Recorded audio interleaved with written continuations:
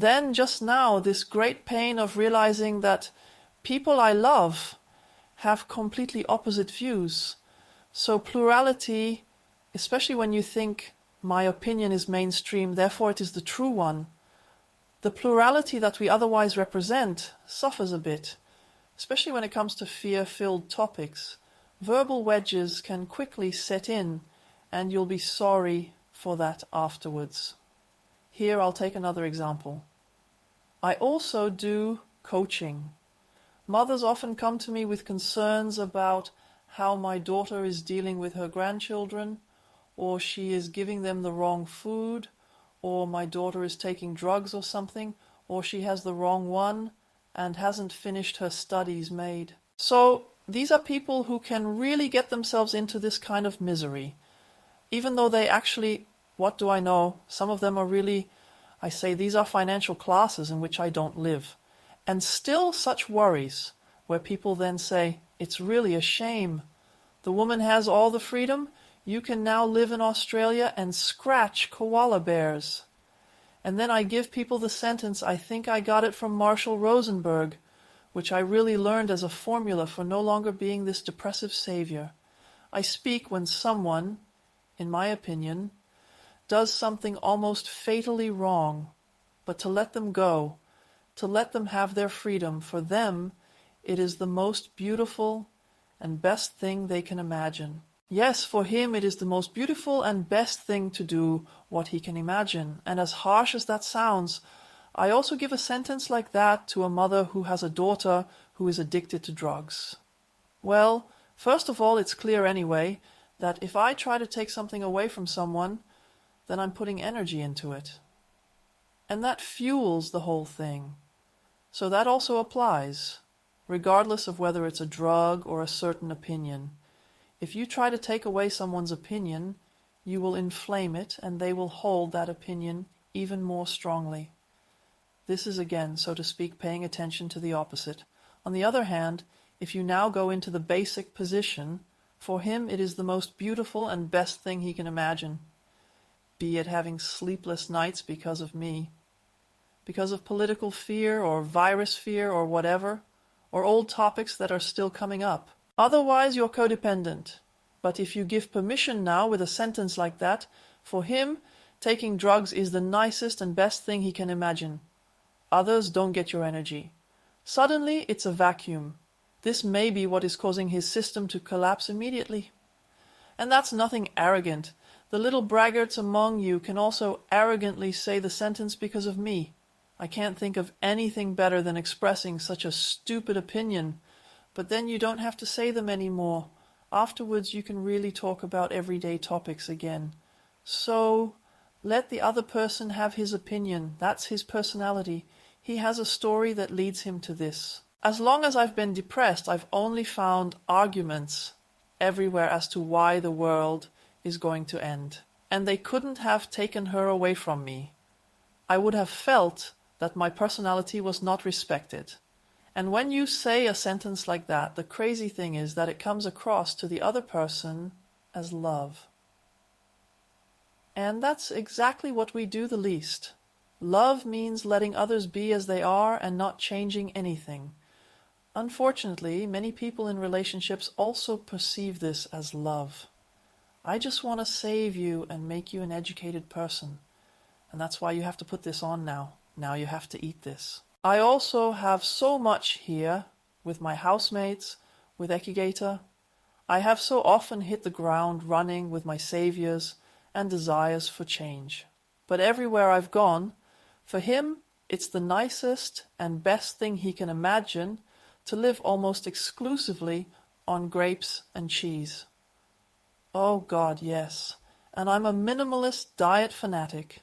And then his packet of biscuits. I always looked up back there. Eki, that's 42% sugar in there. Imagine this as a cube. I don't trigger anything. But since I've been in the permit, he started to look at the back of the chocolate bar. And I say, Eki, what's wrong with you? Suddenly you're just bittersweet. Don't you like the other one anymore? Then the other person has freedom. He's such a classic rebel, he used to be. I would also like to consider the political point of view or the virus point of view again. Well, I think that's the greatest exercise for all of us, because you want to protect people from something out of love. And by doing that, you're doing the exact opposite of what you all described, and by simply letting go and letting them be. So that's really, I can say, that's probably my biggest learning task right now, even in the way you just put it so wonderfully, so lovingly. This is real, this is love. To leave everyone as they are right now. This is actually love. And we have totally forgotten that, collectively.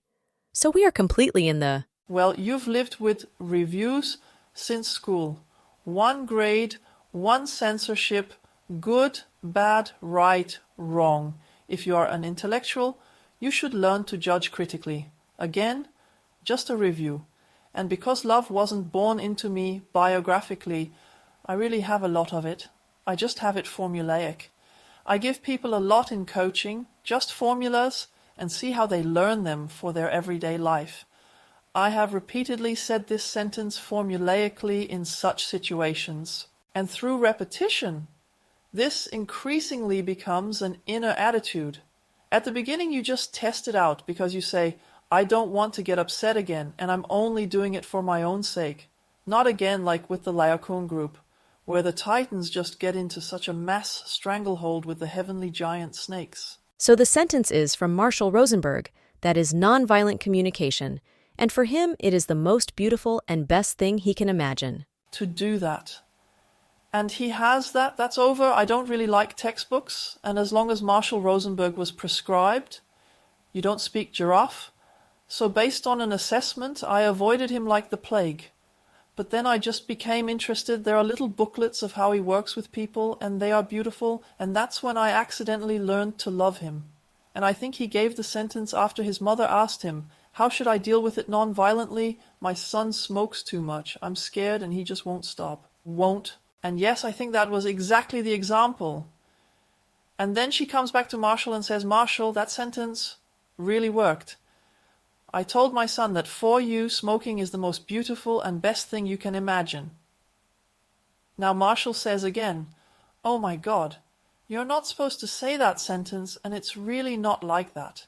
She says he doesn't do anything.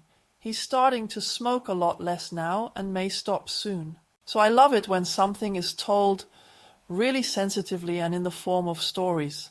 And that made me want to try it out, especially when you're an unwanted child and you're just being judged, and then you really only know a society with judgments. Of course, Ekigator and I, we were just evaluating each other. How can you be so stupid? That's right, that's wrong. So when you realize that communication, which has been years of training for me, but has slowly been mastered, is communication that is free of judgment. Every review is an act of violence. But because we grow up in a society, the teacher is in a hierarchical position instead of us being networked, and everyone does their own thing, so to speak. And now always good, bad, really wrong. In my view, that is one of the main obstacles to mysticism. People can't even imagine non-judgmental interaction. But reviews are violence. Even praise is a control. And precisely because we are now in such a truly exceptional situation, and emotions are running high, and you can see that everyone's nerves are frayed, everyone notices that now. Yes. Can we use this situation to acquire such mental technologies in order to get out of this madness? So it doesn't matter where it comes from, how it is fueled, and how we feel about it, but that is really the situation now. So if we haven't already started practicing it and are already a bit advanced and can put it out there, so to speak, we can just start with it now. It's never too late. Yes. So again, for those who found it too much, the easiest thing is if you just remember the question, how does it work, and do it in a playful and easy way. So one of these many tools is enough. Yes. This is exactly my minimalist mental training approach. I think I came across a story 2 or 3 days ago that I think is very fitting for this time. It is an Indian story where an old Karaki Indian, a little Indian girl, tells his granddaughter by the fire that life is 2 wolves fighting with each other, and the one wolf is, so to speak, hatred and fear and division and envy, and all the negative feelings and the sins in quotation marks.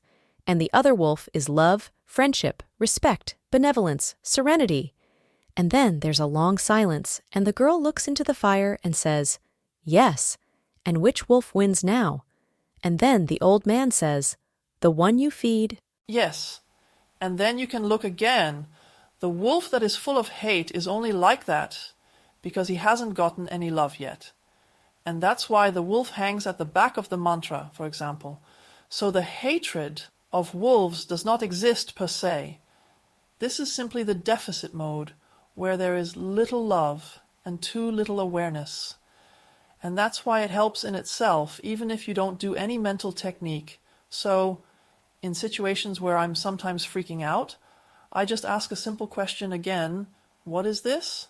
This is my absolute crisis rescue question. If everything just somehow boils inside me, I'm also a very spirited, lively person. Or something old is triggered. Now also in this one, everyone will probably get some kind of wound here. Because I'm just asking the question, what is this? And by being in the question, I am ready to feel and look carefully again. Yes, that's brilliant. And the answers come. I have permission to show anything. So I have no idea about wolves, but I would just look at this wolf very closely and then realize that he is actually a needy wolf, and I have tamed him. So I can do something with it on his level, and for the mystics, it's now the test. I'm just peaceful when I have my meditation corner. Or how stable is my mind? For the monk, this is always the test case. How good is your mental technique? I also really think that people are realizing right now, well, it seems to me that I notice such atmospheric fluctuations in the environment that all this talk and this ultra-heated panic that is hitting us at the moment, so to speak, makes people a bit skeptical. No matter how you inform yourself and what you think, it's really about coming down and coming to yourself and not letting yourself be talked about. Well, you get used to everything.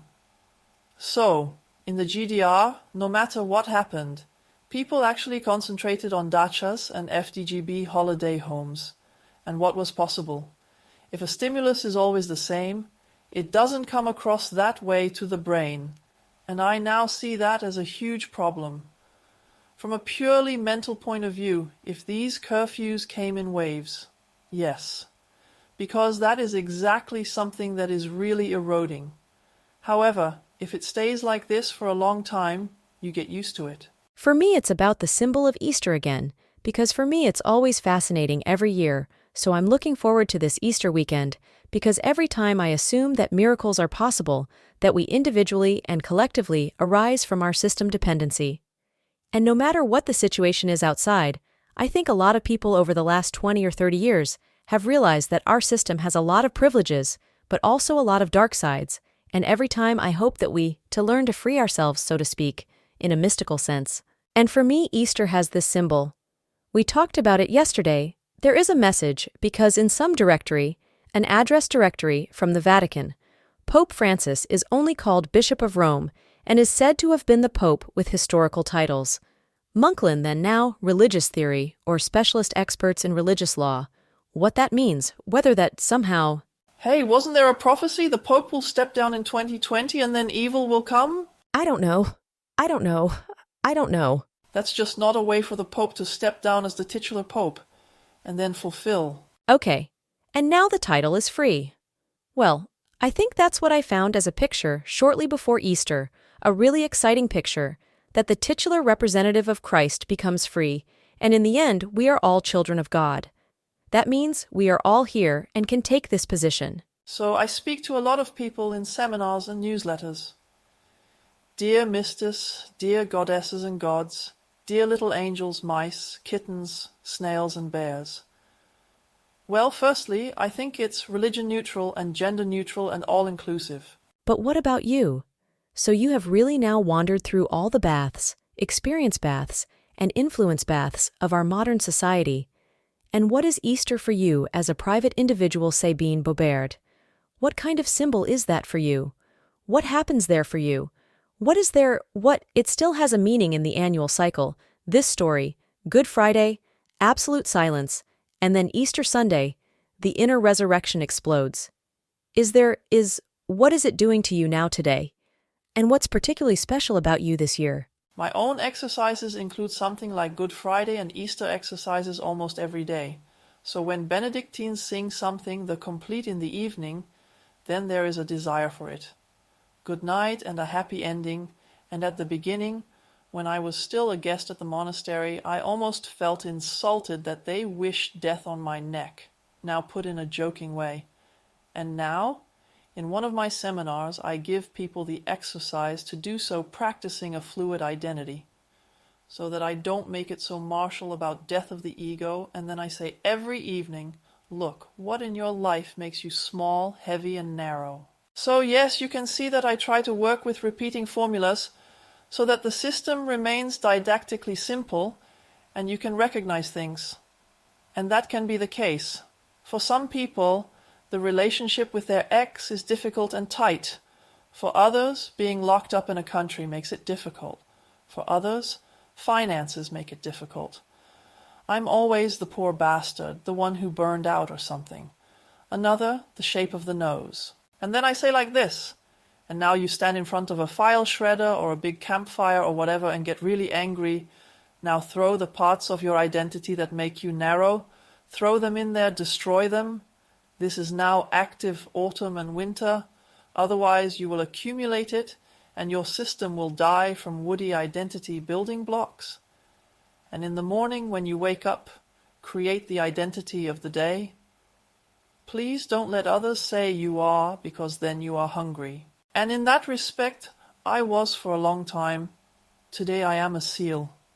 Or today I am a queen, but that's what you say again, please not to others. But what happens as a result is that you bundle your daily energy, something like a daily solution, and thus you actively and fully consciously manage your charisma. When I argued with Ekigator, I always chose it spontaneously. Today, I am the eye of a storm, a hurricane, and the other person behaves now. So what we read most is not body language, but rather we read the other's energies preconsciously. And for me that means daily Good Friday and resurrection, and that is of course a voluntary exercise. And for me, what is happening here is really forced Good Friday. So I don't choose this as an exercise, but something that I have built up dies here. And yet, this is life. When I say that if something dies, it won't be by chance, then maybe it's rotten, then a time has come. And that's always the great temptation. Even as a mystic, now I've built something for myself, I think it's great. And now it's gone. Now I'll take it as an example again. If I've known this exercise for a long time, then I'll say, now you're at an advanced stage. Now throw something into the fire that you're actually attached to, where you say that is a success. So, I don't know, maybe even in a company, an area that is flourishing, or freedom of expression. But now throw in something that is valuable to you. And then the next morning, use your gut feeling to create what will make you much bigger and wider and lighter. Or just live, i.e., I don't actually create anything anymore. I just live in the question of how can I be an all-round happy person in a playful and easy way. And then I hold on to the question like a cyclist who sometimes steers through sand where it is no longer easy to go straight. So I live in the question and not so much in the statement, and so the identity remains in flux. And if you live like that, I always try to guide you through small examples, which are otherwise half the content of a seminar. If you live like that, you suddenly understand the metaphor of the pilgrim, being a pilgrim, on earth. You're not doing anything wrong, but you're in the world, but not of the world. You are in the culture, but not of the culture. My purpose in life is not to keep a culture going, even if I know what I do have favorite places. This is my childhood area, my birthplace. There won't be a Sabine plaque hanging there. It's been torn down in Berlin and stuff like that. I don't have the right to let the thing stop just because my name isn't Luther or something like that. And all of life is a river, and I, as a spirit, am a river. But I was led to believe that life is about achieving things, completing a check mark, and then resting on your laurels. Then Jesus says, Well, my metaphor now is instead of a pilgrim, I'm a tourist. It's not about dedicating my life to a nation or a particular system. In seminars, I always say that there is nothing more perfect than nature. Cultures, advanced civilizations come and go, but nature remains. It also flows. Continental plates drift. Even a mountain flows. I once heard from, I don't know if it was a philosopher, who said that your perception of the world depends on your lifespan. Imagine if you lived for 1,000,000 years and then watched it in fast motion, then you would see mountains flowing. They descend, they rise. They too are waves. So for me, that is the message of Easter and Good Friday. And now for me, something is really being pushed into the Good Friday area from outside. But I am power, I am clear consciousness, I am who says I am. No matter what others want to attribute to me, there will always be the drifters who are driven and feel like they are being hunted. But the drifters are people who do not actively steer themselves. And I, for example, am a terrible driver, and I would probably always say, help, the windshield wiper is suddenly doing something. So I'm really Aussie, and I really only got a driving license so that the Wessies would stop dissing me. What you have? No driving license. I didn't get anywhere. I wouldn't have had a car anyway. So I continue to ride my bike. But if I imagine that now, after years of not using a car, I press something and then something flashes or something honks. Then I would also say that the car does what it wants. Then the other person will say, yes, you are not controlling, or do it consciously. Yes, I already pressed a button, and mysticism is really active control, direct streams of consciousness. And anyone who does not actively control it should not indulge in any illusions. There are always masters of consciousness who then direct the flows of the masses. That used to be a priest's job, and I see myself as a multi-reincarnated, always priest and lama nature. And in this respect, I don't have an enemy image, but I say that what is done very professionally. And it's actually good. And you only become a victim because you don't take control yourself. No matter whether you are a Freemason or a Christian mystic or other initiatory cults, they will always be given to you as a secret if they are good. The great and the happiness is not outside of you, but you are it. You are the treasure in the field, and we give you the tools to refine your consciousness through inner alchemy, and how you then increasingly go through the radiation, and how you increasingly wake up to something that seemed to you as a nightmare or a dream. And notice, I am the dreamer and the dreamed.